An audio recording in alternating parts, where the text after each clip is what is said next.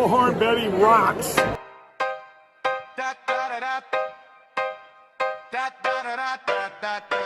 Well, good morning, my beautiful coffee beans. Come on in.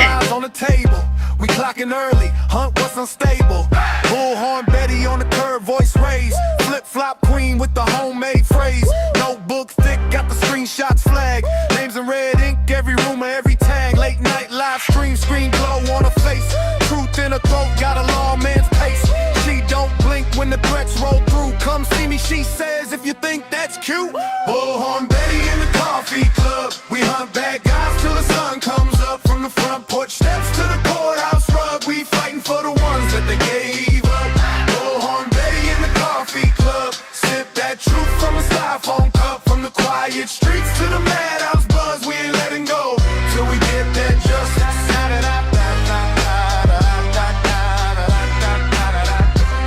Insane Asylum, that's our crew nickname. Laugh so loud while we track these names. Whiteboard wild with the webs we spin. Pen to pen, see the pattern sink in. Thermo shaking when the case goes cold. We stir it back up, won't do what we're told. Doorstep question, side eye stare. Where were you that night? We hanging right there. Bullhorn Betty in the coffee club. We hunt bad guys till the sun comes up. From the front porch steps to the courthouse rug. We fighting for the ones that they gave up. Bullhorn Betty in the coffee club. Sip that truth from a styrofoam cup. From the quiet streets to the madhouse buzz. We ain't letting go till we get that justice.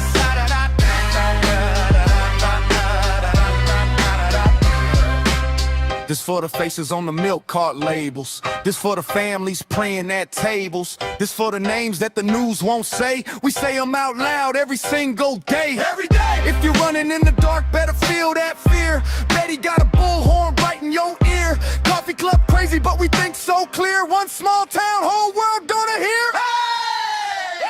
Bullhorn Betty in the coffee club. We hunt bad guys till the sun comes up. From the front porch steps to the courthouse rug. We fighting for the ones that the day gave up. Bullhorn Betty in the coffee club. Sip that truth from a styrofoam cup. From the quiet streets to the madhouse buzz. We ain't letting go till we take red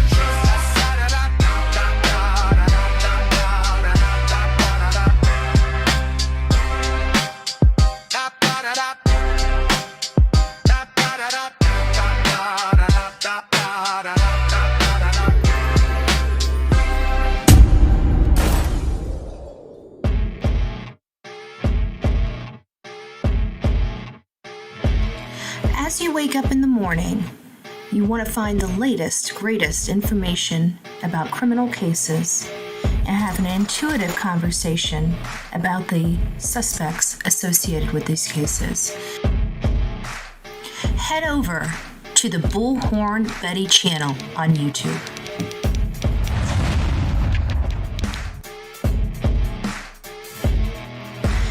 Breaking news right here on the Bullhorn Betty channel. Welcome to the Bullhorn Betty Coffee Club. Enjoy your stay and enjoy your day.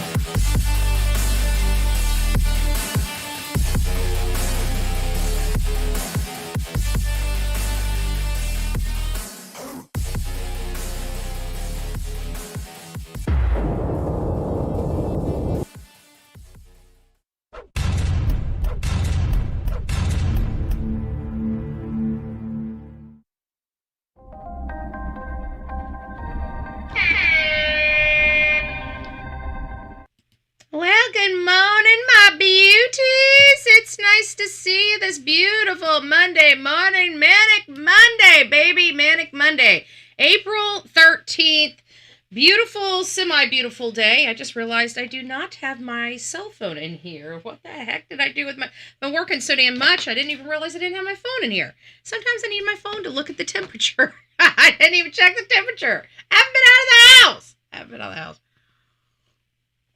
Good morning, folks. Good morning. I hope you guys are having a great morning. We're kind of on release watch right now. So we're covering the case of Lynette Hooker. She is a content creator, retiree, that her and her husband sold everything that they owned in 2023, got themselves a sailboat yacht, a 50-foot sailboat, and decided to take the retirement to the next level and go sailing around the world. Go sailing in beautiful places and stuff like that. What we didn't know is that the family already had some problems going on inside the home that we were unaware of. And then, of course, putting these folks in a boat, even smaller quarters, it really kind of did a number to this family. And obviously, it appears that somebody may be a victim of homicide here. We don't know. We don't know. As you guys know, I'm Bullhorn Betty. We're covering the case of Lynette Hooker and Brian Hooker, because Brian Hooker right now is in jail. So if you're sipping that first cup of coffee, I'm on my second. You might want to grab a second as well. Because this morning, we're diving into the story of this 55-year-old woman from Michigan. She vanished off a small dinghy in the Bahamas, according to her husband, Brian Hooker, who is now under arrest on suspicion of murder. What's going to happen to him? We really don't know. This is one of those cases where the public narrative is shifting fast, from happy sailing retirees to missing person, now to potential homicide in less than a week. And online sleuths like me, law enforcement adjacent voices, and relatives are all offering very different answers. Let's start with who these people are. Before this night happened, before we heard of this case, before everything changed for the Hooker family, Lynette and Brian Hooker weren't your typical vacationers in the Bahamas. They were full-time, live-aboard sailors, retired and living their dream of life at sea. Brian is around 58, 59 years old, if I recall. Lynette, we're hearing, is 55. They've been married for a quarter of a century and have been living aboard their yacht, a Morgan 461 called Soulmate. They purchased this back in 2023, and they bought that boat in Rockport, Texas. Refitted it. It needed some work. They did all the work that they needed before they embarked on their journey at sea. And then, of course, they made the long journey down the Gulf of Mexico and obviously over to the Bahamas. Over time, they sailed through Florida up to California, and then they made their way into the Bahamas. By March of 2026, they were documenting their Bahama adventures for their YouTube channel, The Sailing Hookers. And everything that I've seen is this seems to be to have their highest viewership, is, I believe, the YouTube channel, The Sailing Hookers. Now, they use The Sailing Hookers for multiple different platforms, but I think their primary platform is YouTube. And they were paddleboarding in the Marsh Harbor, exploring Anchorage, showing off what it looks like to live in a perpetual vacation lifestyle. Social media painted a picture of the couple who made it, retired on the water, sharing their adventures. But we see later that the real story might be far from what was in those videos as we know them. And again, this kind of has some resemblance of Gabby Petito, because even though Gabby Petito and Brian Laundrie were on land, it was a similar dynamic. They sold everything, they fixed up this van, and then they embarked on their journey across country. And during that cross-country journey, they fought a lot, and they were being abusive to each other. And Gabby, as you know, lost her life as a result of the domestic violence in the close quarters that her and her toxic relationship became. So the key details to hold on is this. On the night of April 4th, 2026, Lynette Hooker and her husband left a restaurant in Hopetown. They climbed aboard their 8-foot dinghy like they've always done, and began the short trip back to their anchored yacht. By 4 a.m., Brian is gasping ashore all the way across the channel at 4 a.m., saying his wife went overboard. And the story we're told about how it happened is where this case starts to crack open. Because what we're hearing, what our common sense is telling us, doesn't make sense. So let's walk through exactly what we know moment by moment about the night Lynette Hooker vanished. Even if you've been following this case on social media, it helps to slow it down a bit and hear the sequences without all the noise. It was Saturday, April 4th, around 7:30. Lynette and Brian Hooker left the Abaco Inn in Hopetown. In their 8-foot hard-bottom dinghy, we're hearing the dinghy is unsinkable. They were heading toward their anchored yacht, Soulmate, just off of Elbow Cay. And we've kind of looked at the map. We'll look at it again. So everybody here this morning has a good understanding of where this all took place. Here's what Brian told authorities. While they were in the dinghy, Lynette shifted in her seat and fell overboard. The keys to the dinghy were in her lap, which, again, choppy waters, keys in the lap, it just, I don't know. The engine lost power, he says. He says strong currents immediately swept her away faster than he could reach her. This sounds like something. Have you guys ever heard of the perfect storm? Raise your hand in the chat if you guys have heard of this perfect storm. Let me get down to the bottom of the chat. Hey, you guys, by the way. We'll be saying hi in just a few moments. You guys heard of this perfect storm? That's what it sounds like. It sounds like this just unnamed storm just whooped up, and it was so tumultuous. It was so tumultuous that the river of the sea just swept her away. You know what I'm saying? It just seems too cinematic. It seems like something like this could happen out there in the Bahamas during a hurricane. I think we can conclude 25-mile-an-hour winds or 20-mile-an-hour winds are hardly hurricane-forced winds. So if you're picturing this, imagine a small, unpowered boat in open waters, dark sky, and a person who suddenly hits the water. In that moment, every second counts, and you're talking about very seasoned people here. You're not talking about this is their first time on the water. These people live on the water. They've been on the water for 3 years. I mean, he's a Marine, well-versed in scuba diving. He usually scrapes, we were hearing from his mother-in-law that he goes to scuba diving and gets all the crust off the bottom of these big yachts. You know, he scrubs the bottom hulls of the yachts for extra money. It's exactly what my uncle did. When we went to the Key West, he paid for our whole entire trip at Key West scrubbing the boats.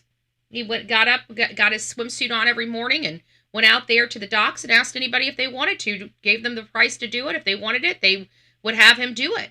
And he would do it right then. He'd sink down there, and by noon, he would be finished up. He'd make a few $100, and that's what we partied on.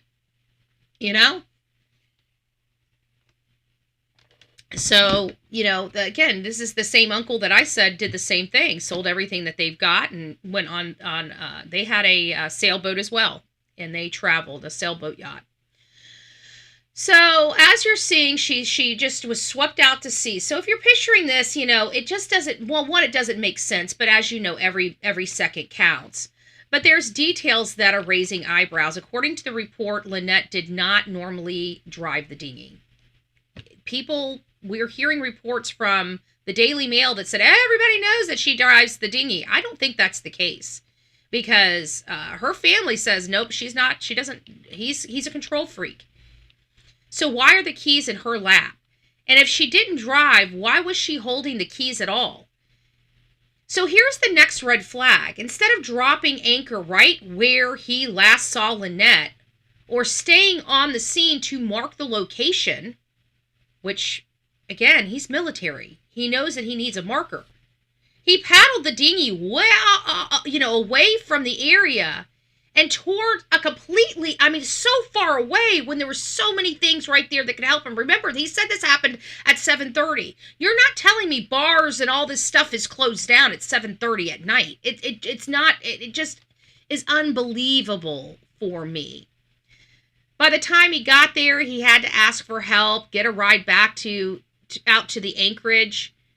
That delay combined with rough conditions made it much harder to search for her in the water. But again, we've learned about a broken oar.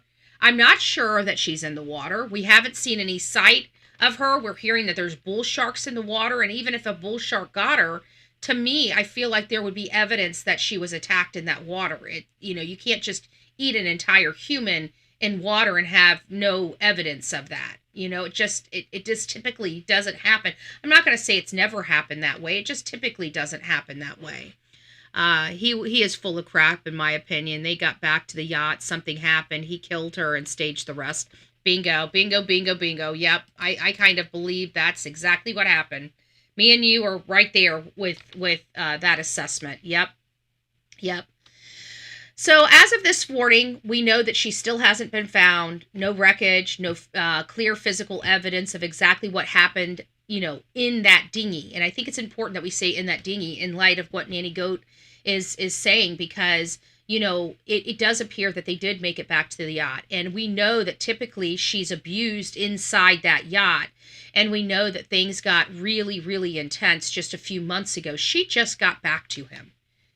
Okay, remember, just a few months ago, he hurt her so bad, something cracked in her neck. She went to her mom's house, stayed there for several weeks, and her neck was really stiff for a while. And then she ended up ultimately going right back to him. And this time, it doesn't sound like she survived his abuse.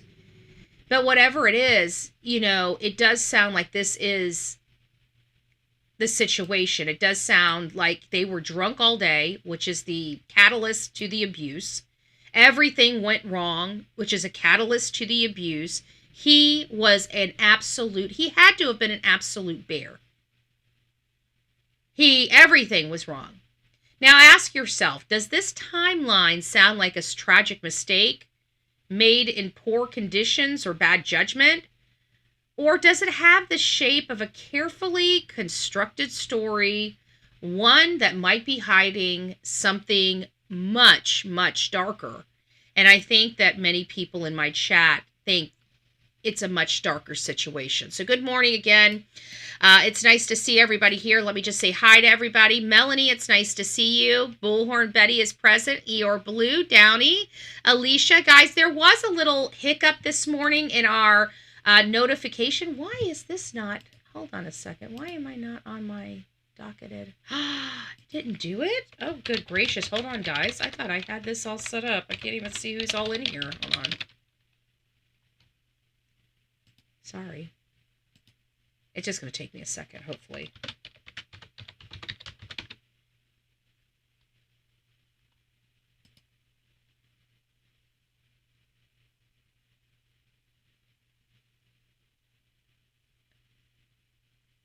Did it do it?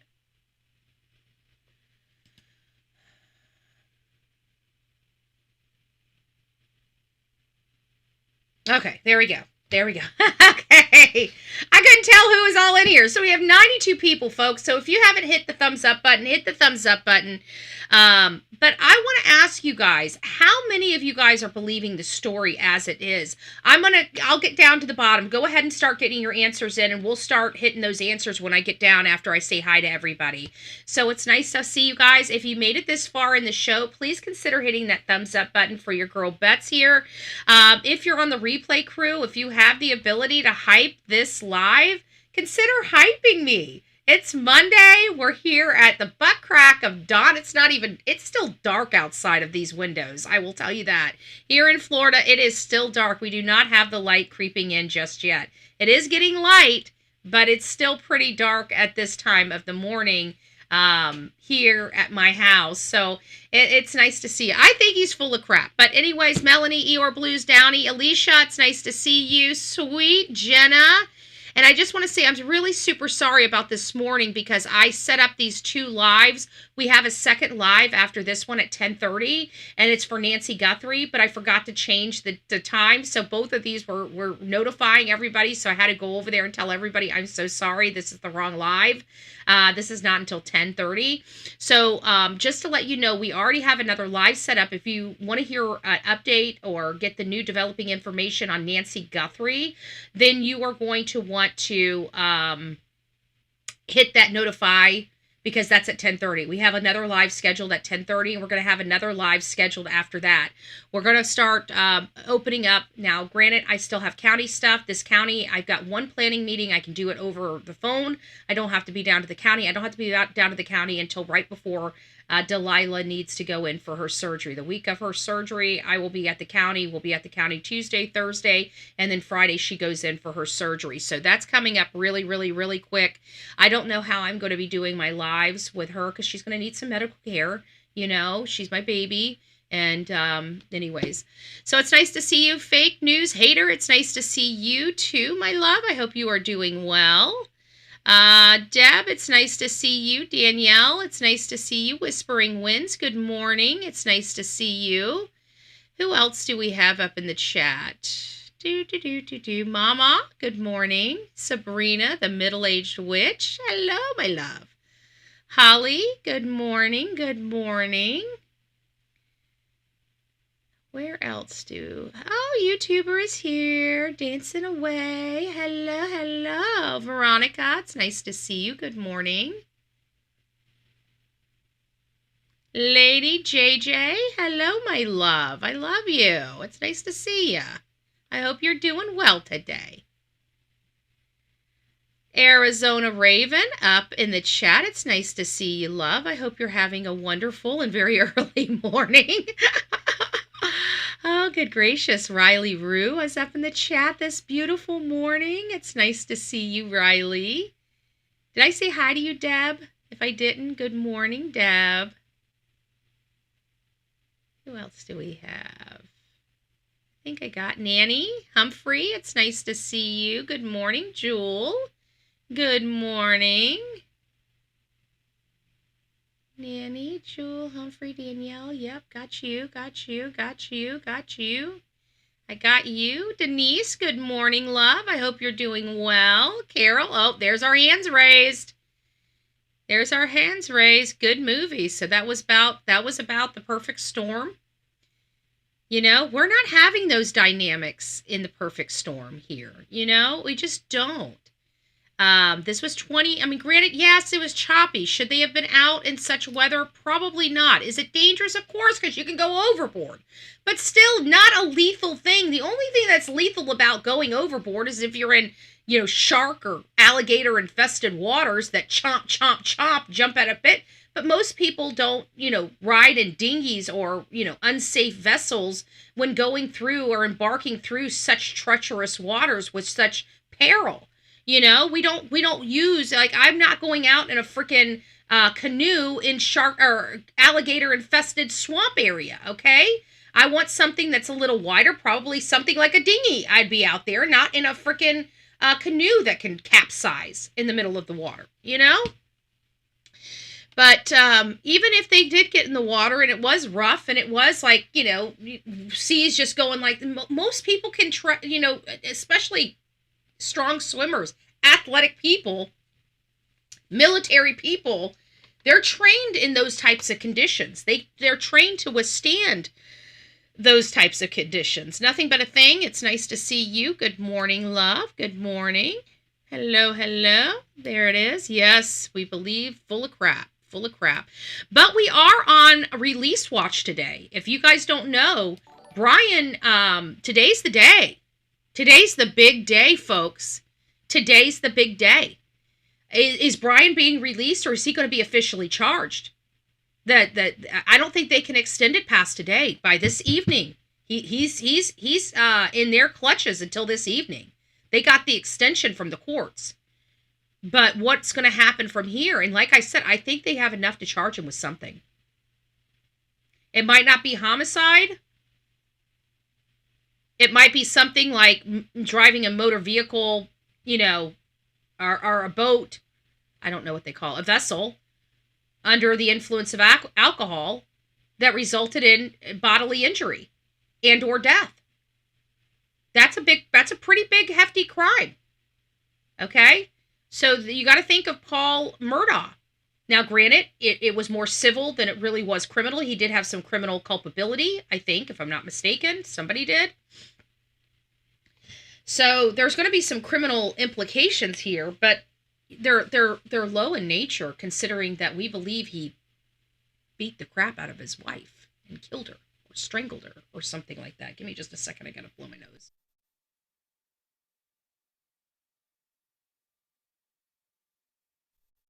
It's it's from being here in Florida. We're on a live show. I don't have segments. I don't have sponsors. I don't have advertisers that I can throw an advertisement up here and sneeze or blow my nose or do something. We just don't have it. It's a live show on YouTube, okay? That means when I sneeze, I sneeze. When I can't breathe, I can't breathe. So please bear with me. I do apologize for being so rude, but at least I'm trying to keep it out of your face. So, Veronica, I have personally been in a small boat in worse weather. The waves were huge. We thought we were all going to die, and it was not 20-mile-an-hour winds. It was a huge bad storm, lightning, terrible. Yeah, I have too. I've been in terrible situations on a boat, on a full-size boat. One time we were out. I took my dad's boat out with my friends. We had a lot of people on the boat, more people than I should. And torrential downpour came, and it felt like razor blades just beating on our skin. I had to pull over. We had a dock. I had to get everybody off the boat. And it was rough. And of course, we're all 3 sheets to the wind. The criminal aspect of my life, the statutes of limitations, I'm absolutely confident wore out on that because that was over 20 or 30 years ago. So I'm fine talking about that. But yes, we did do stupid stuff in my 20s. But being in the boat and stuff like that, but it wasn't a dinghy, and I wasn't fearful of people getting injured on the boat. I really wasn't. It was painful. The rain was coming down so hard when it hit our skin with the wind, with the boat moving. It did not feel good. It felt like razor blades on our skin. So I had to pull over, not because we were in fear of capsizing, but because it was just uncomfortable to be on the water with it raining so hard. It was painful. So I ended up docking and everybody got off, and we sat on until the rain passed, and then got back and went back to wherever we were, to take the boat in. So I understand that, and we've been in bad storms. I remember one time when I was out with my father, we docked the boat, and we had such choppy waves that waves were rolling into the boat while it was we had it attached so we could explore an island, but the waves at the island were so bad it was bringing on too much water on the boat, so we had to jump in the boat, pull a plug, and just floor the boat just to get all that water to roll out, and then plug that hole again. So we've had some experiences on the water, but I haven't had an experience of a capsized boat, nor do I want to ever have an experience of a capsized boat. And I've had an experience of falling out of the boat, but not because of rough water or anything like that, where we were just flying and I just went whoo right out the boat. It was usually for me hanging my butt off the boat, not having, because I was young, and so I wouldn't have my hands, secure, and a wave come and it just right over the boat, and of course everybody laughs at you and helps you back into the boat, and that's just that, nothing very life changing, Faye, good morning. It's nice to see you. Who else do we have? So I think I think I've said hi to everybody. If I've missed you, Kimberly, I see you. I think I've got everybody. If I just my girls, it's nice to see you, love. I hope you're doing well. I think I got everybody. If I missed you guys, good morning. Patricia, good morning. It's nice to see you. It's nice to see you.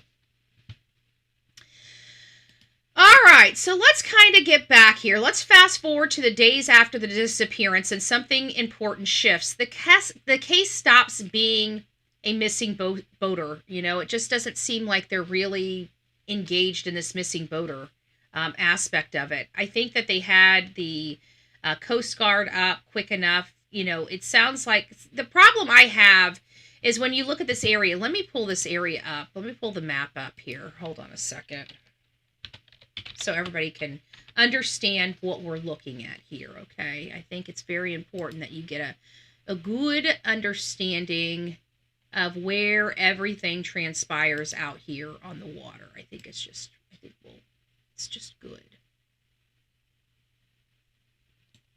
Okay.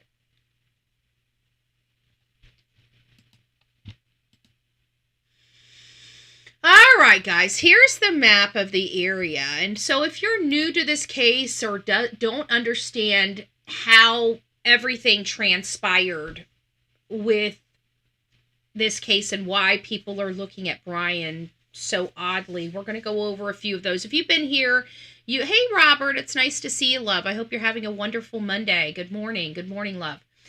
If this is your first time to the case, you may not know where everything is. Now, this is my understanding. Please do your own research. I heard this from somebody that heard this from somebody that heard this from somebody. We heard it from Dr. Grande, okay? Dr. Grande is who I went to. He's a professional. He had a lot of details about where everything transpired, and he proffered the map. And so we're taking what he told us as the facts of this case, and that's our receipts for where all of this stuff takes place. So what he told us is that somewhere along here, in this little cove right here, is where the hookers were at all day. They, if you guys remember, they told Lynette's mother, Darlene. According to Brian, he said they were drinking all day and that they had been on land all day. So this is the land that they're talking about that they've been on, this strip right here, okay? So as you can see, this is Hopetown. So this is all kind of Hopetown. This is kind of Elbow Cay. So somewhere up here is where they anchored Soulmate. The Soulmate is their 50-foot sailboat yacht, okay? Hey, Frank. Is Frank in here? I heard somebody say exactly, Frank. Why don't I see Frank? Why don't I see Frank? Good morning, Frank, if you're here. It's nice to see you, love. So this is as we know it. So the boat's up here, docked somewhere, anchored somewhere up here. They take the dinghy. They come on land. They're drinking, probably bar hopping, right, on this little cove and strip right here. Well, we're hearing around 7:30 they left. So we don't know how long they were there. We don't know when they arrived. Hey, JH. Aloha, love. I hope you're doing well. Sonia, good morning. So we're hearing that they left on the dinghy at 7:30, but we're also hearing that she fell over at 7:30. So it almost sounds like she fell over right in this cove. So I'm very confused. As you see this right here, this strip right here, you see how light this water is? When you see it light like this shows you the depth of the water, of the floor. Okay, this is very shallow. So if you're kind of perpendicular to this cove, you're kind of in shallow to moderately shallow water. I don't know how deep some of this area is, but this right here looks like a sandbar. It looks like a little bit of water out and you got yourself a sandbar right here. That's what this looks like. I've seen enough sandbars living in Florida, living on the water, that this right here looks like a sandbar to me. That means it covers with water occasionally, but as you have low, moderately low to low tides, this is a spot that's like a beach, right? There's no water on it. That's what it looks like here. So this kind of gives you an idea of the depth of the area here. So you know that this is not very deep here. Now over here where you start getting this shadow and how it starts changing colors, yeah, you can tell it's a little bit deeper. Even after the shelf, you can tell it significantly drops down, right? It significantly drops down on this side. This side, much more shallow. This side, you can tell, is just a little more deep. You see how that works? Okay, so we're over here. They're partying. They're getting in their dinghy. He says she immediately falls off. If you notice this, see this darkening area here? This right here could be depth, but it also could be barriers, like rocks and other things under the water. We don't know what that is, okay? That could be part of land covered up. But it also could be depth because you got the depth over here. You see the shading of colors. It's just a little bit different than this deep color. That's why I'm cautious about it. But this right here, up here at the top here, is very deep. That little nugget of area right there is pretty depth. It's got a lot of depth to it. So we've got the, somewhere in this area here, we have the Soulmate, the yacht. Then they got the dinghy. They come here all day. They party. We don't know what time they get there, but we hear that they leave around 7 or 7:30. We also learn from Brian's own story that she goes over the dinghy around 7:30. So literally minutes after they leave. Minutes after they leave. And that, I believe, is what is so crucial here. Because if it's just minutes after they leave, what is the common sense for anybody here? You don't have to be an avid boater, okay? You don't have to be an avid boater to have common sense on what to do. Do you think it's probable to go back over here for help?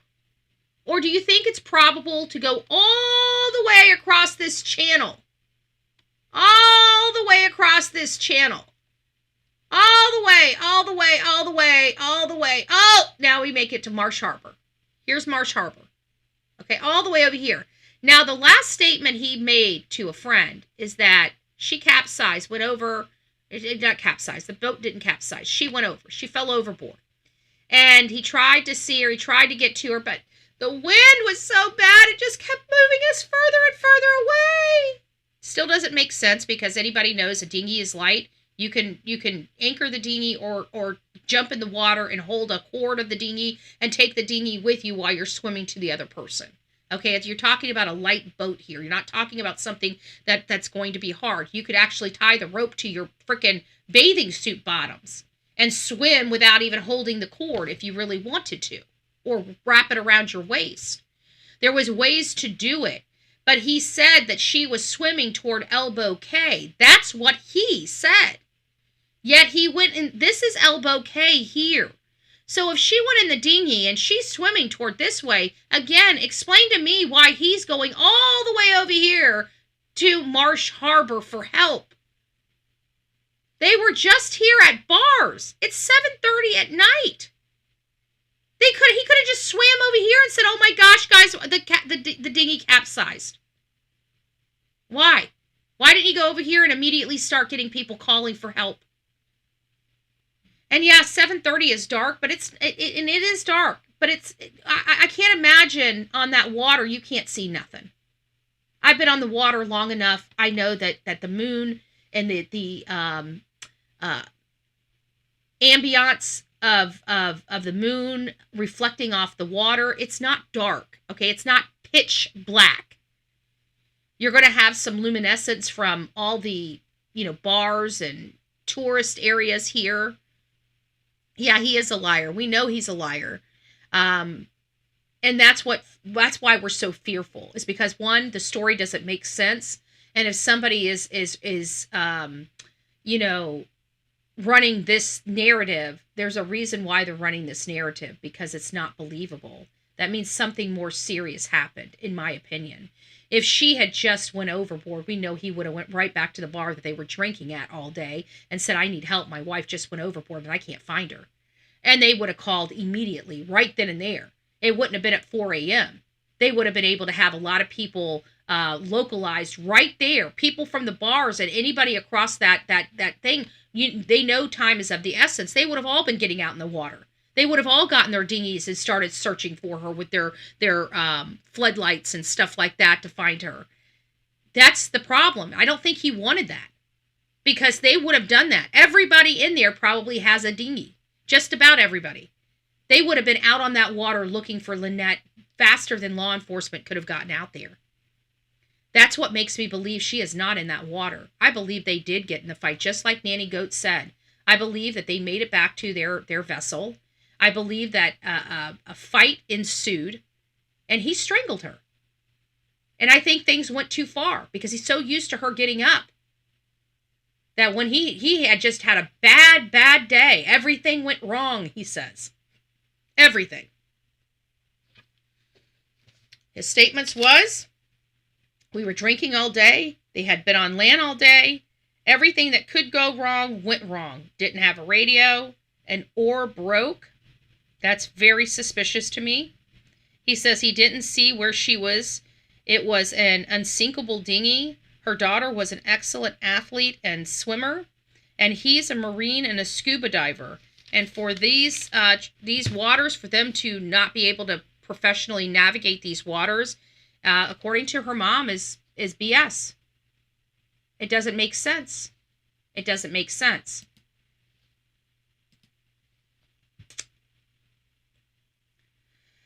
So by April 7th and April 8th, Lynette's family and friends were pushing hard for answers. Her daughter, Carly, went public with concerns about her stepfather's behavior and their pattern of abuse in their relationship.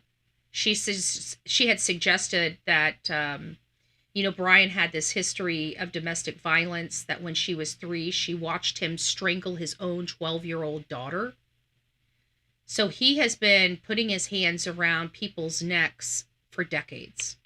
I just want to make that make sense for everybody, because it's only a matter of time when you have that type of anger and you use that type of force in that area that at some point you're going to go too far and it's going to be too late. And I believe that that's where we're at this moment. At the same time, local and international media began digging into the couple's past. Reports surfaced about a prior domestic incident involving Lynette herself and the fact that she was arrested in that dispute. Those charges were later dropped, and they were later dropped because from my understanding, she walked out of that jail with a black eye, one that she did not have before going in there. That detail, combined with her daughter's statement, started to color this narrative in a very different light, and one that we're now seeing as this domestic violence tone. On April 8th, early in the evening, Royal Bahamas Police Force announced that they arrested Brian Hooker. They didn't identify him by name. They just identified him as a 59-year-old American man, was arrested in connection with Lynette Hooker's disappearance. We all knew that Brian Hooker was a 59-year-old American man. So although they didn't speak about him by name, we knew he was arrested. And his attorney, Terrell Butler, confirmed that Brian is in custody and is being questioned. He states that Brian was heartbroken, deeply distressed, denied causing Lynette's death, emphasized that there was no body yet. But here's where the public story starts to diverge from the local and official line. Brian himself posted on social media calling the boat an accident, an unpredictable sea and high winds. He said he tried desperately to reach Lynette, but the conditions made it impossible. And when you look at what he's talking about, what he's saying does not bode with the facts of that water. Yes, there were high winds. Yes, there was a chop of water. Yes, they should not have been out in those conditions on a dinghy. Yes, Lynette could have went into the water based on those factors. But again, Lynette, being the strong athlete and swimmer that she is, should have made it back. And if she was attacked by a shark, I guarantee he would have heard it. It is a very obvious situation that happens. It's not like a gator where they grab you by the leg and take you deep, deep underwater and start rolling you, and you don't have an opportunity to come up and scream. They chomp into you. Your first action is screaming a blood-curdling scream. So the fact that Lynette didn't drive the dinghy, the strange decision to paddle away from the scene, and the timing of the report of her disappearance all raises serious questions and don't line up with a simple accident. This looks like somebody is staging the scene. On social media, the speculation is exploding. I mean, look at our channel. I mean, we are not talking very light about this. If you look at the Facebook threads, the Reddit threads, the X threads, the private message groups, they're dissecting every screenshot, every video clip, every text message. Some are even comparing Lynette's case to other ship-at-sea disappearances where the husband became the prime suspect. Of course they are, because it seems like that's what we're dealing with here. In essence, this case has moved from a tragic accident in the dark to a husband in custody, story under investigation, and possibly a premeditated cover-up. You got to remember, she just went back to him. He may have carefully planned this before she arrived back, knowing the next time, all it's going to be is that next time I'm going to take her out. Because he's already told her once before. He told her The next morning, one of the conversations they had on the boat the next morning after the neck cracking incident, he told her he wished he had finished the job and thrown her overboard. He wished he would have finished the job and thrown her overboard. I wonder if he's happy that he finished the job now that he has to deal with the real ramifications of his behavior. I wonder if now he's happy that he finally finished the job. Let's talk about theories, because right now this case is sitting in this gray zone where the evidence is so thin and the body is still missing. Although the story is full of holes, it's not enough.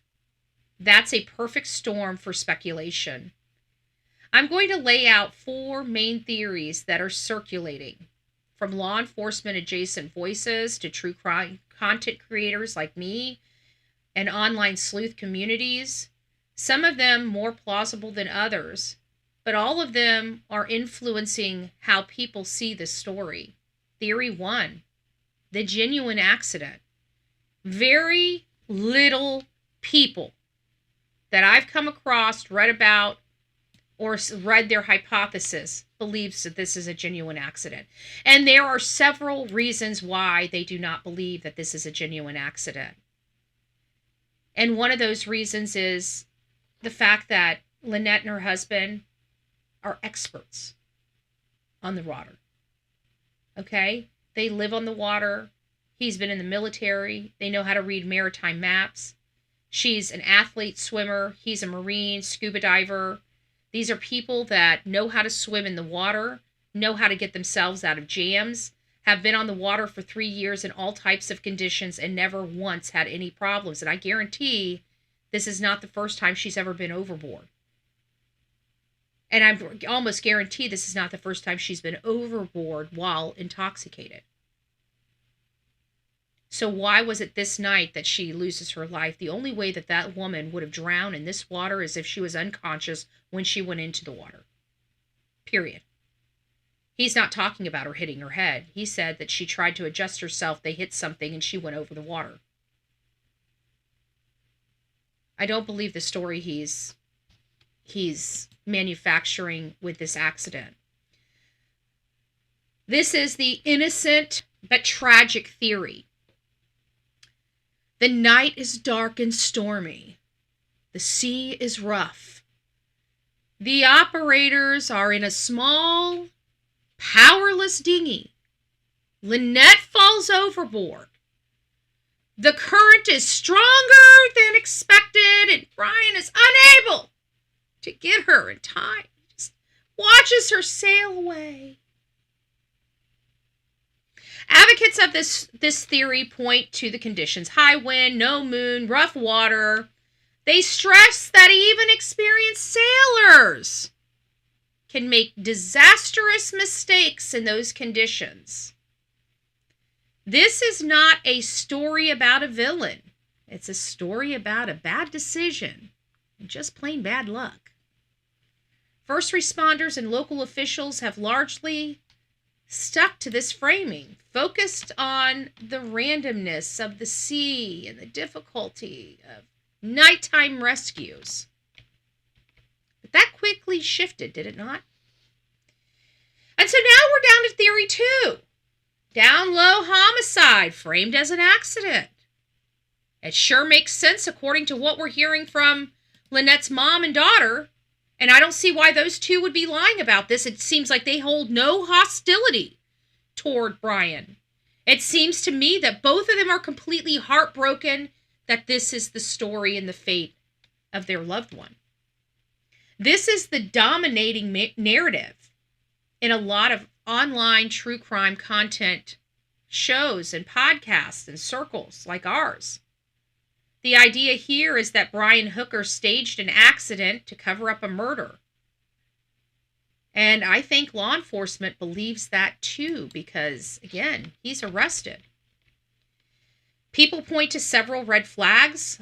Lynette did not drive the dinghy, yet was holding the keys. That was the most alarming, and that was pointed out to us by her daughter. the paddling away from the scene, the paddling in the opposite direction from where Lynette was swimming. How does that make sense? And this prior domestic violence issue, I want to read this. This came directly from her mother. She said this was an incident that happened 2 or 3 months prior to this incident, just a few months ago. Lynette came running home to her mom because Brian had beat her so bad. And according to this most latest update of what happened, and this is related to the neck cracking incident several months ago, 3 months ago, I believe. Just 3 months ago, folks. Just 3 months ago. They had been drinking all day. Sound familiar? Because what did he say about this one? They had been drinking all day, right? So this is another all-day drinking day. So they were both drinking all day and got into a fight. He threw her down on a wooden bench. It's kind of like the boat has a bench where you sit around a table in the gully. It was a wooden bench. And he was on top of her, choking her. And she felt something crack in her neck and had a stiff neck for a while. The next day, she packed her stuff, and he helped her carry all of her stuff to the dock. She came to me for a while, her mother says. One of the conversations they had on the boat the next morning, he told her he wished he'd finished the job and thrown her overboard. So her mother had her come and stay with her, and she said she was doing really good and talking about getting a job. And then decides to go back to him. She decides to go back to him. And then I don't know how long she's been back to him. I don't even think she's been back to him a solid month. Maybe 2 months. I don't think it's even been that. And now she's most likely dead.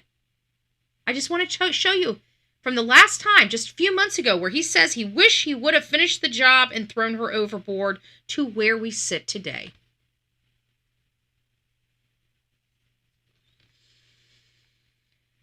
They also highlight text messages and voicemails that Brian sent to a friend in the hours after Lynette vanished, which some listeners say don't match the level of panic you'd expect from a genuinely distraught husband.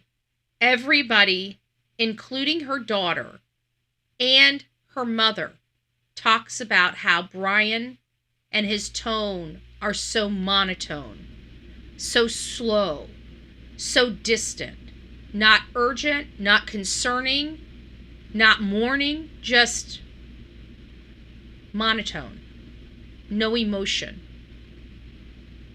Hey, Crafty Chris, it's nice to see you. Joanne? Miss Rue, it's nice to see you. I hope you're doing well. Bella, good morning, ladies.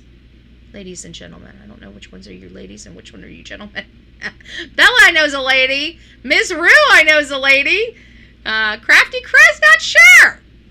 I think Crafty Chris might be a dude. Nope, it's a girl. I see Crafty Chris's. Oh, thank you for having a thumbnail. Well, hi, Chris. It's good to see you. So, good morning, ladies. I can say that now. Now I feel comfortable saying that. This version of the story, the dinghy becomes a convenient set piece, right? The dark water, the rough conditions, the lack of witnesses make it almost the perfect cover. No body, no clear evidence, and a plausible-sounding accident narrative. Was he waiting for this perfect condition to carry out this heinous act? Hey, Virginia, didn't her mom say Lynette bought an airplane ticket? Yes. Yes. Things got really bad. Yes. And she never came home. Yes. Yes. She bought the ticket and never used it. I wish she would have used it. She might still be alive if she would have just used it.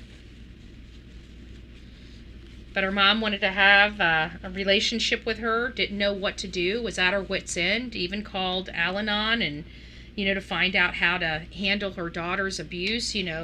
She was getting frustrated and, they were advising her, whatever you do, don't make her distance herself from you. You need to keep a good contact with her so you know what's going on. That had to have been hard for a mother, sitting there waiting for the call that your daughter's dead. And that's basically what she told us she's been waiting for the last few years, is waiting for the call. She's been prepared for this call for a long time. That's sad. Well, good evening, Miss Joanne. It's nice to have you. It's nice to have you. So theory 3, the mutual plan or relationship breakdown at sea. A less mainstream but still a present theory is that Lynette and Brian were in the middle of a relationship breakdown. Maybe Lynette wanted off the boat. Maybe she was planning to leave. Maybe tensions were high and that night went sideways. Maybe she ran away, right? This is one theory nobody's talking about. We've heard it before, right? We've heard of women leaving this way, creating a situation where they can finally leave the relationship undetected. Social media posters who love this ship at sea mystery have floated the idea that this could be a case where one spouse pushed the other, or where a mutual plan to fabricate a disappearance went wrong. In this version, the dinghy scene isn't just an accident or a premeditated murder. It's a final act of a long-running conflict. Potentially. We don't know. Again, we're all kind of in this. We have to look at all possibilities. And then theory 4, underwater and structural incident. Finally, there's a hidden theory. Maybe something happened beneath the surface that we can't see. Maybe Lynette hit an underwater obstacle. Maybe a surge or a rogue wave knocked her off. And maybe there was an equipment failure, a mechanical issue, or a bull shark. Some boaters and divers who follow this case argue that dinghies are inherently unstable at night, and especially in rough waters. And I agree with that. It's not a boat that you should be taking into rough waters. But again, even if you fall off, it shouldn't be a life-ending event. They say that even if Brian didn't mean to hurt her, a sudden movement or mechanical failure could have violently thrown her into the sea. I mean, yeah, but she's experienced, and being thrown in the sea violently does not knock you out. Right now, all 4 of these theories are alive and well. The only thing missing is a body or a piece of hard evidence that could slam the door shut on one or more of these theories. And as long as this gap remains, this case will keep living in this gray area between accident and murder. We need to know what happened. But at the end of the day, even if it's an accident, right now they can still charge Brian because he has admitted to operating that boat under the influence of alcohol. So I'll ask you, which of these theories feel most convincing to you? Accident, homicide, relationship breakdown, or runaway, or shark attack, right? Or this underwater accident? Drop your answer in those comments below, and we'll track the evolution of public comments as this case develops. So we're kind of rolling into our final segment of this show, folks, right? We're kind of rolling into the final segment of this show. And then, of course, we have presentation materials that we're going to go over with all of you here shortly. So let's talk about what comes next. Because with no body, no crime scene, and a husband in custody but not yet formally charged, this case is entering a very delicate phase. And as I said at the beginning of the show, we are kind of on release watch. Is he going to be released, or is he going to ultimately be charged with something? I think he's going to ultimately be charged with something. On the legal side, the Bahamas will have to decide whether they can build a homicide case. If they do, Brian Hooker could face a murder trial in the islands. The U.S. Coast Guard or other U.S. agencies might also open a parallel investigation, and we've heard a parallel investigation is in fact open, especially if they believe U.S. jurisdiction applies, and both of these people are American citizens. So I have a funny feeling that, he could also be prosecuted by our feds. But here's the hard truth. Without a body, any prosecution is going to be heavily circumstantial. So that means that without her, he's not going to be charged for a full premeditated homicide. There's just, without a body, there's no way.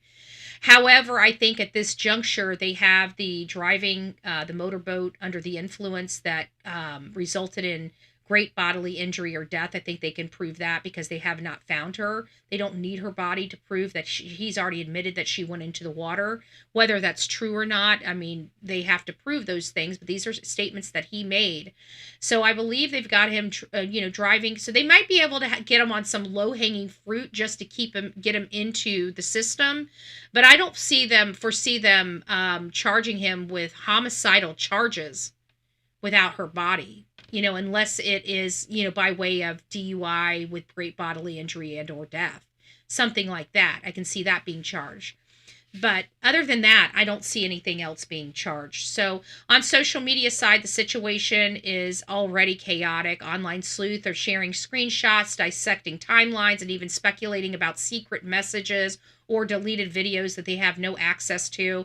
Some of that work is thoughtfully and investigative properly, but some veer into trial by Twitter and character assassination territory, which we're not getting into. We want the truth. If Brian, even if Brian was this abusive asshole that he is, it doesn't mean that the story that he's saying couldn't be true. There are people that are supporting the conditions out there. So, there are several things that could be true. And even though we're looking at him sideways because of his history, and his history does dictate the future, and we do know that she just went back to him and she was just ready to leave him because things were getting so bad. He was just beating on her all the time. He was getting drunk and just using her as a punching bag. And she was just getting sick and tired of it. So we know that there was a plane ticket on March 11th. She never got aboard. And now she's dead. We believe she's dead. There is that small possibility that she ran away, but she had a way out. So she wouldn't have needed to fake her death or anything. She had a way out. She had a house she could have lived in. Her mom was going to give her the house in Florida while they lived in Michigan. So she had a place to live, to start a new life. I mean, her family was ready to help her. And she just couldn't leave this man. She just couldn't leave him.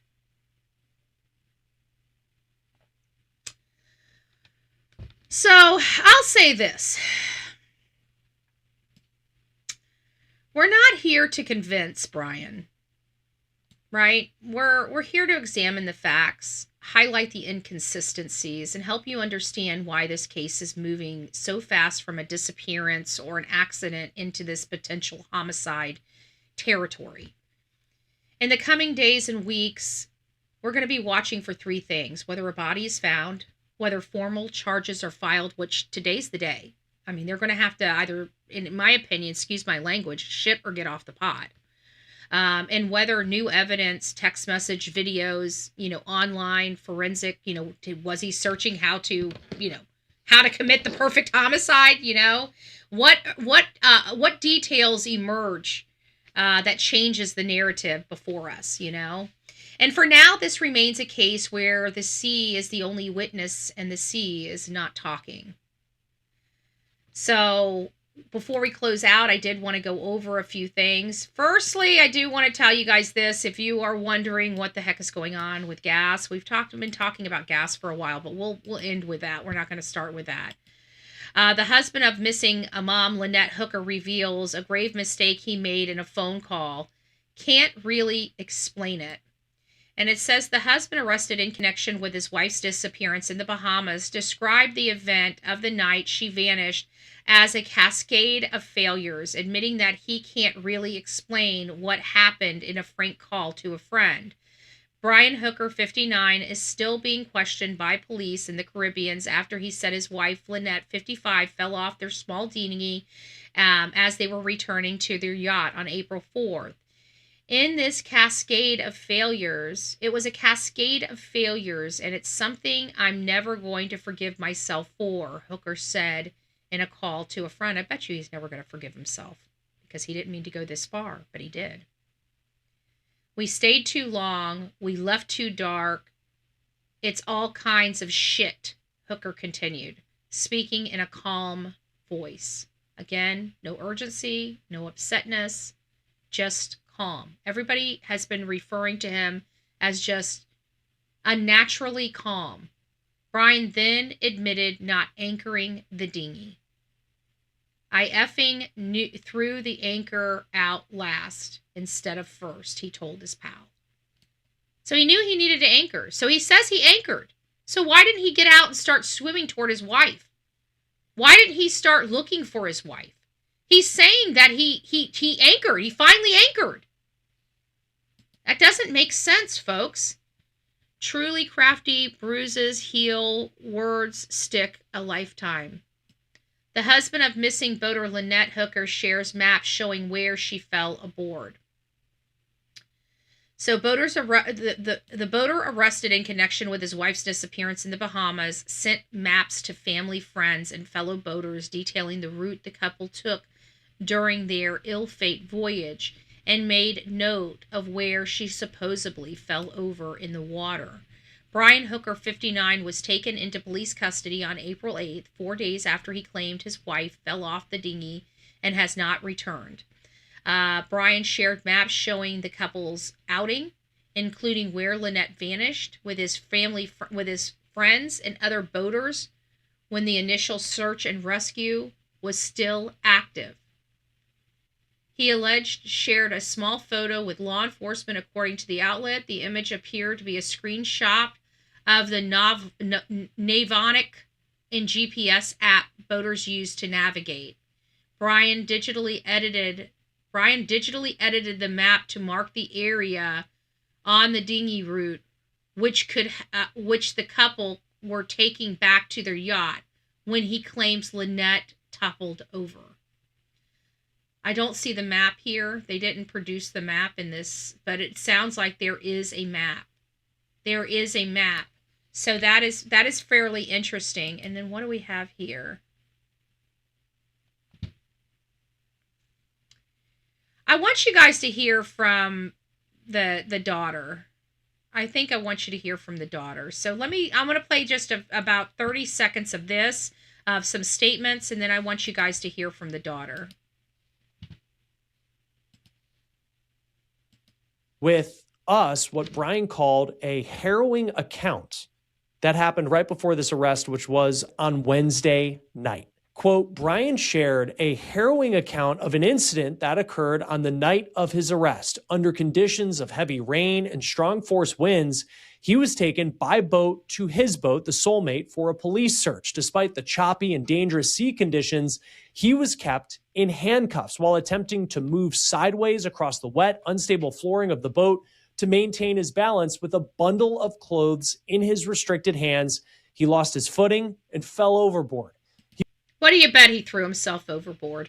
He was submerged in the cold water and took in a significant amount of seawater before his life jacket brought him to the surface. He had to be rescued from the water by the police. I bet you he tried to unalive himself. I don't know why. I just feel like he did. He's a piece of work. As a result of this fall, Brian sustained an injury to his knee, which has caused him to limp, as well as a visible abrasion. Oh, now, Butler previously said that What a wabag. All right. So let's get back to these text messages. Or whether there's something more going on here.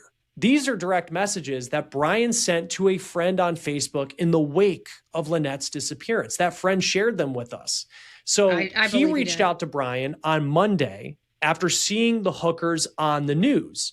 If I had an opportunity to fall in the water because they were taking me handcuffed, you bet your ass if I was in trouble like this, if nobody was paying attention to me, I'd be right on over in that water too, trying to drown myself, praying that they can't get to me in time. I'm just saying.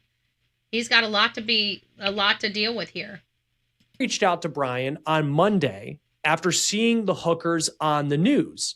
And Brian replied with, quote, yes, brother, I'm afraid so. Off the dinghy in some choppy seas on the way back to the sailboat. The wind blew me away from her and she swam towards the sailboat and we lost sight of each other pretty quickly as it was just about sundown. I drifted and tried. He keeps saying she was swimming back toward, Elbow Cay. She was swimming back toward their sailboat. Yet he goes the opposite direction. This is the opposite direction aspect that we kept hearing up front, that we were like, opposite direction, what are they talking about? Now that we see the map, we see exactly what happened and exactly why nobody believes his bullcrap. I had to paddle with one oar for the next 7 hours until I washed up behind the shore of the next island over and was able to get some help finally. I just want to remind you, he went all the way over here for help finally, right? When he could have just turned around and went right here for help. I just want to bring that back to everybody's, attention, that he's saying that he had a paddle with one oar for 7 hours across this channel when they were over on this side and they could have just went back to land. She was swimming toward he's saying that she was swimming toward their sailboat. Remember, their sailboat was right around here. So if she's swimming toward her sailboat and toward Elbow Cay, why would he go all the way over here, a 7-hour voyage, allegedly, which I don't believe this would have been 7 hours, a 7-hour voyage all the way to Marsh Harbor? Doesn't make sense, does it? There's help right here. There's help right here. There's help and telephones and everything else right here. How do we know that? Because they were there spending money all day, getting drunk. So we know that they have credit card machines. We know that they have pumps for beer and booze. We know they have electricity. We know they have internet service. Well, good. He deserves deplorable because his story stinks to high heaven. Story stinks to high heaven. So again, I just wanted to show you that. So when he says he tried to paddle, he had to paddle for 7 hours. No, he didn't. He chose to. And the answer is why? If somebody is missing their loved one, why would you go to the furthest distance away for help? Doesn't make sense. We are still searching. A lot is going on right now, but I thank you for checking on us. Being on the news is a huge burden, and I just had my first ever news organization call me a few minutes ago. He doesn't want to be on the news. He's got a missing wife, and he doesn't want to be on the news to help find his missing wife. That doesn't make sense. So, calling it a huge burden? A huge burden? He goes on to say, quote, "Our family is in hell right now. Search and Rescue just called and said they had searched a bunch of areas today and no joy. They're going back out tomorrow, but a storm is coming in Wednesday." Then Tuesday morning, Brian responded to his friend's message with, quote, "Thank you for reaching out and supporting us. I got the boat back to Marsh Harbor yesterday after the fire department brought me back to my dinghy. I'm on the moorball at a place called the Conch Inn, staying on the boat. My sister and brother-in-law are flying in later this morning to stay for a couple of days, and I will probably stay with them for a night or two while weather happens, but then I plan on heading back out to the site and continuing searching. I will most likely definitely need help in the future, but I just don't know what it is yet. I'm trying to keep the faith. Search and Rescue is out again today before some big wins." He knew he was going to need help in the future. He knew she was never coming back. Holy shit. I will most likely definitely need help in the future. He knew she wasn't coming back. He knew she wasn't coming back right here. Holy smokes. Holy smokes. Come tomorrow. Now, it appears the story that Brian is telling to his friend in these messages lines up with what Brian allegedly told authorities in the Bahamas. Okay, well, we know that. Now let's listen to the daughter. She looks... And I want to remind you, this is the same child that Brian is trying to say, oh, well, she's easily manipulated and she's on those, I don't want to say what she's on, but she seems like she's on medication that affects her brain. Basically saying she's a basket case without saying she's a basket case. This girl here looks like she's absolutely devastated. Her entire world has just been ripped out from under her. And she's so young. It's not fair. It's her, not away from her. So I don't know why he didn't drop anchor and look for. Let me see. I think we still go back just a few more. And find your mom. Hold on. Sorry, I want you to allegedly fell off the boat. Did he say anything about like... You guys saw the map. There's the map, okay? There's Elbow Cay and Hopetown. Those are the two places of concern. This is where they were right here. This is where their boat was anchored at, somewhere around here. And they had help here, yet he goes all the way across this huge waterway to get help when help was right here. Okay, now that I'm done. Lynette allegedly fell Hey, the off doc. the boat. Hey, Brandon. Did he say anything about like kind of in that Deborah, moment, it's like nice what to he see did you. to try OG, it's nice to see and you. find your mom? He said that she was floating away, so he threw a life device at her, and then he started swimming or paddling to shore. So I don't know why he didn't drop anchor and look for her. That's the first thing I would have done, is go towards her, not away from her. We heard this before, and this is exactly what we're talking about. Now that we see where everything transpired on the map, we can clearly see what we're looking at here. Now this whole statement that the daughter has been making makes absolute sense. I know. I heard about the flares too. I don't believe that he set up the flares. I don't believe it. I don't believe it. I don't believe it. There's no evidence of it. I don't believe it. This is part of our interview that we did with Hooker's stepdaughter, Carly Aylesworth. She's 28 years old. She lives in Michigan, and she has been very public. She says that she has concerns that her mom's disappearance, it wasn't an accident like Brian has claimed. Now, Brian's attorney has said that he denies any wrongdoing in this, and he's also denying the allegations that Carly has made in interviews about him and his marriage. Like, how did he tell you that this happened? He called me. It was about 8:30 at night on Sunday, and he told me, "Hey, your mom's missing. It happened late last night. But we're gonna come up soon, so I hope to see you." And I was just like, okay. Like, I didn't say much because I was like, what? And then he was like, oh yeah, sorry, I'm gonna search for her, bye, and then got off the phone quick. So I don't know, it was a little sketchy. So it was as if he was going to come back to the US and just kind of like, hey, this just happened. And but whatever, let's hang out when I come see you. And I'm like, what? Like, I don't know, that just, it didn't sit right with me. It took him so long to even tell me that she was gone. So, and I don't know why he didn't go to his boat and call on the radio to other sailboats. Hey, have you seen my wife? She's missing. Because these are all of the situations right here that we've been talking about. This is why the man's story doesn't make sense. This is why nobody believes that this is just a major, just an accident, a tragic accident where this lady went over. I mean, he abused her. He's been abusing her a lot recently. He sent her, she went home with a stiff neck. She had to have thought she was almost dead to go home. And her mom says she stayed with her for a while that time. And this was just recently. And then she went back to him in March. She's trying to leave him again. And she stays. She misses her plane.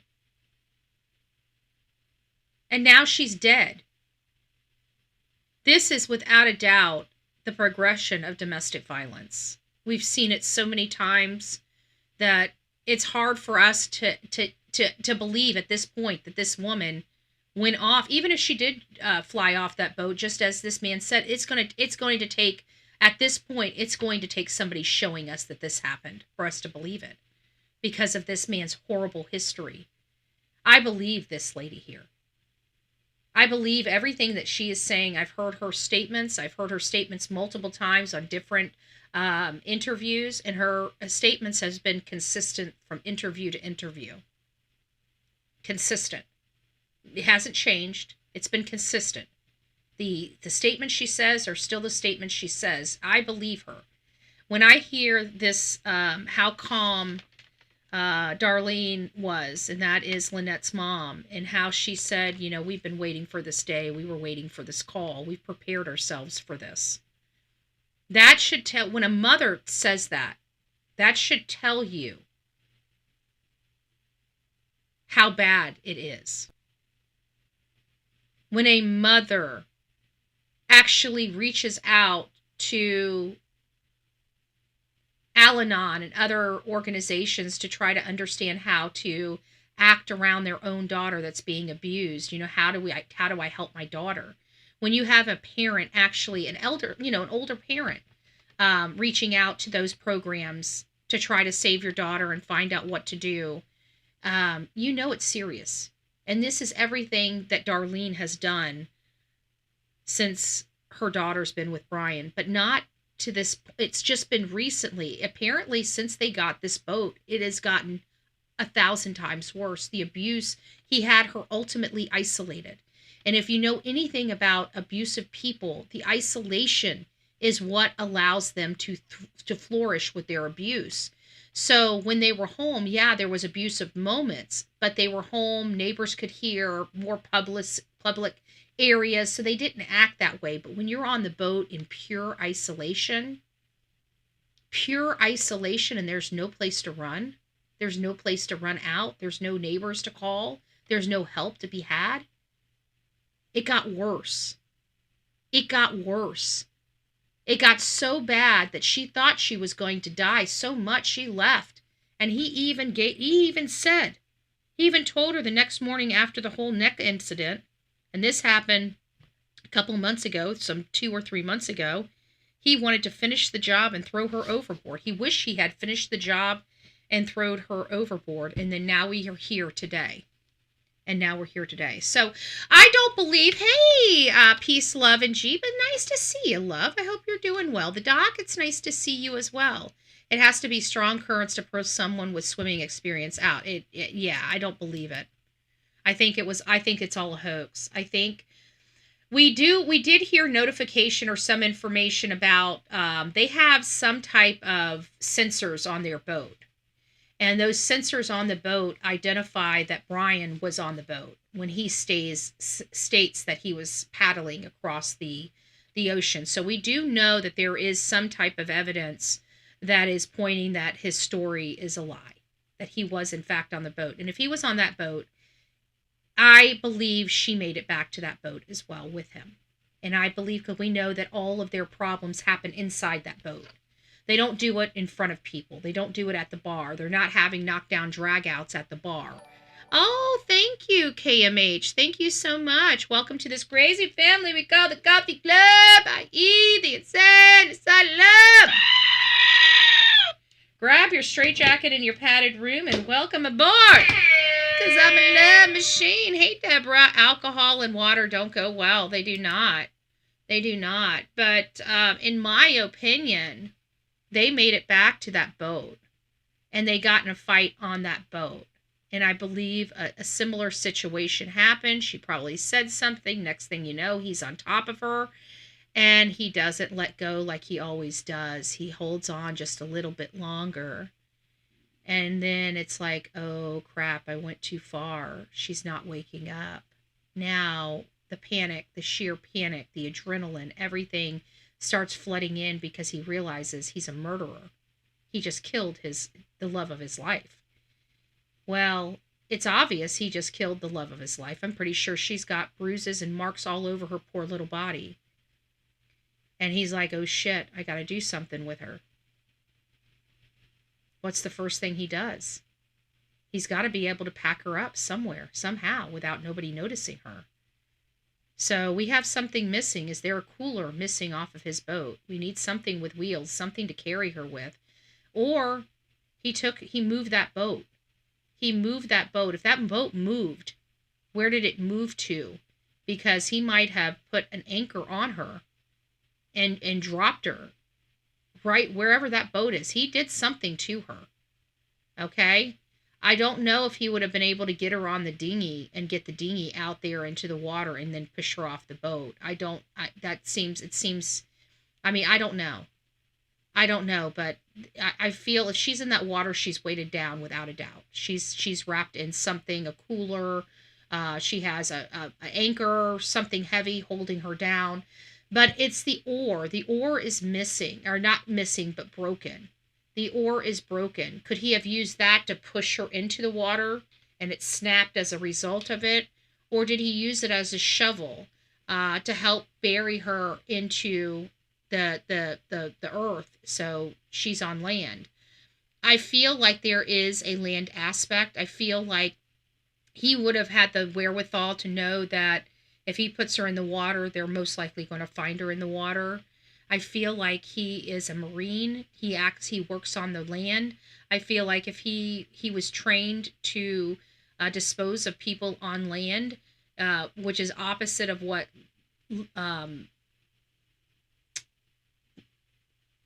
Sebastian Rogers' parents, Katie Proudfoot and Chris Proudfoot, they're Navy, so they're water. Their method would be water. Marines are land. So does that? I don't know if it's a science or not. It seems common sense for me, for my brain, and so that's kind of how I look at things. And I absorb information. So if we find out that somebody has disposed of somebody differently, but there's only two ways, in my opinion, that this woman is disposed of. She's not on that boat, and she's not on the dinghy. So they had two options: water or land. He didn't have enough time to burn her or disintegrate her or anything like that. So we got a human body either in the water somewhere or on land. That's it. And I feel if they're in the water and they're not finding her, then they need to be on land, especially down in the Elbow Cay and that New Hope area, of this. Oh, thank you, Joanne. I appreciate you. Love. I appreciate you. Guys, if you haven't gone over yet, please consider going over and subbing up to this channel and getting notified for our next show at 10 a.m. or 10:30 a.m. rather. This is going to be going over all of the information related to Nancy Guthrie. So this first show of the day is for our sailing hookers. It is a case that's starting to be very well notable. People are very concerned about this case. There is a man in jail right now on suspicion of murder. Today's the day. They got to either charge him or release him. I believe they're going to charge him, but what are they going to charge him with? I think if I had to have a crystal ball, honestly, I don't know how they're going to charge him, but I believe they're going to be able to charge him for operating the boat under the influence of alcohol. I think that that's going to be a charge that they may, because it's such a low bar charge, it's a small misdemeanor charge, they may choose not to do that, or they may choose to enhance it with great bodily injury and or death. Now that would be have a little more bite to it, and based upon information, I think they have probable cause for it. But if they don't have probable cause for that enhanced operation of a motorboat or vessel under the influence of alcohol, if they don't have the enhancement of a bodily injury or death, they can't prove that, or they don't have the probable cause for that, they may not charge him at all and may wait until they can charge him with something stronger, because I don't think they're going to want to charge him with just the DUI. I think they should, anything to get him in the system, to keep him hooked in that area, I think they should do it. But we don't know what they have. Now, if they found out that his story has holes in it, that he's lied, and they have a circumstantial case, such as they can prove he went back to that boat, they can prove that there was an altercation inside that boat, and they can prove that she was alive when she got to that boat, he's in a world of hurt, even if they don't have the body. So it really depends on what they are able to prove and when they're able to prove it, on what they're ultimately going to charge him with. They're going to keep him behind bars until they are absolutely required to release him at this point. They are going to draw this time down. I do believe they're going to charge him with something. They wouldn't have kept him this long if I think they're just trying to figure out what they can charge him with at this point. And that's really all that it is. I feel that he's not walking out. But, we've had stranger things before. We don't know what they have. We don't know what they don't have.